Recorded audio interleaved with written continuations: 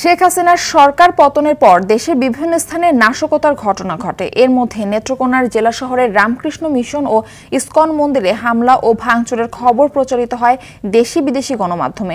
তবে স্থানীয় বাসিন্দা ও মন্দির সংশ্লিষ্টরা জানান, মন্দিরে হামলার খবর সত্য নয়। বস্তুত এমন কোনো ঘটনাই ঘটেনি। নেত্রকোনা থেকে খান রাসেলের প্রতিবেদন, জানাচ্ছেন সাইয়েদ মাহমুদ। ৫ আগস্ট রাজনৈতিক পটভূমি পরিবর্তনের পর দেশের বিভিন্ন স্থানে রাজনৈতিক প্রতিহিংসা ও দুর্নীতির দায়ে অভিযুক্ত নেতাকর্মীদের বাড়িতে হামলার অভিযোগ ওঠে। ভাঙচুরের খবর আসে সংখ্যালঘু সম্প্রদায়ের বাড়িঘর ও মন্দিরে।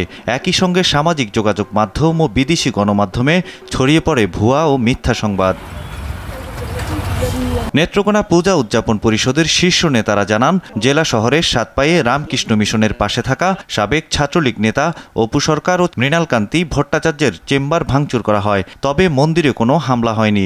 এ নিয়ে গণমাধ্যমে প্রচারিত সংবাদকে ভিত্তিহীন বলে আখ্যা দেন তারা। রামকৃষ্ণ মিশনে কোনো হামলা হয় নাই। যারা এই বিভ্রান্তগুলো ছড়াচ্ছে, তারা কিসের আশায় বা কি প্রত্যাশা নিয়ে তারা এগুলো করছে তারাই জানে। নেত্রকোনা পৌরসভার ভিতর কোন পূজা মণ্ডপেই কোন ধরনের আক্রমণ কিছু হয় নাই, মন্দির আক্রমণ হয় নাই। মিথ্যা ও ভুয়া তথ্য দিয়ে সম্প্রীতি বিনষ্টকারী গোষ্ঠী ও সংবাদ মাধ্যমের বিরুদ্ধে আইনানুগ ব্যবস্থা গ্রহণের দাবিও তোলেন স্থানীয় বাসিন্দারা। রামকৃষ্ণ মিশনে কোনো ধরনের গন্ডগোল হয়নি। রামকৃষ্ণ মিশনের সাথে একটা ছাত্রলীগের একটা চেম্বার ছিল, ওই চেম্বারটা ভাঙছে, এইটুকুই আমরা দেখছি। হ্যাঁ, মসজিদের সাথে ভালো সম্পর্ক।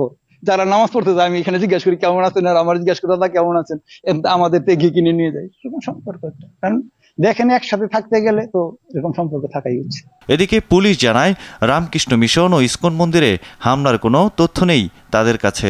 নেত্রকোনা জেলার কোনো মন্দিরে এ ধরনের কোনো হামলা ঘটনা সংঘটিত হয়নি। সম্ভবত বিষয়টি কেউ মিথ্যাভাবে প্রচার করছেন।